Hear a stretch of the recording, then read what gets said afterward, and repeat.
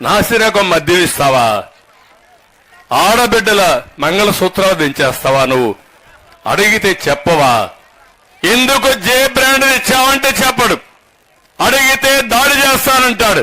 అందుకే చెప్తున్నా, 40 రోజుల తర్వాత 50 రోజుల తర్వాత మళ్ళీ నాణ్యమైన మద్యమే కాకుండా ధరలు తగ్గించే బాధ్యత కూడా మేము తీసుకుంటాం. అది కూడా జరుగుతుంది.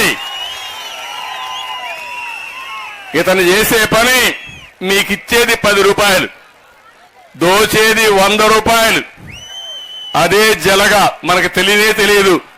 ఒక్కసారి జలగ్గానే మన దగ్గర చేరితే రక్తం తాగుతానే ఉంటుంది. అవునా కాదా? మన కుప్పంలో ఎన్ని దౌర్జన్యాలు జరిగాయో చూస్తున్నారా మీరు? మొత్తం రాళ్లు కూడా దోచేశారు. అవునా కాదా? మట్టి కూడా దోచుకున్నారు, ఇసుక మింగేశారు.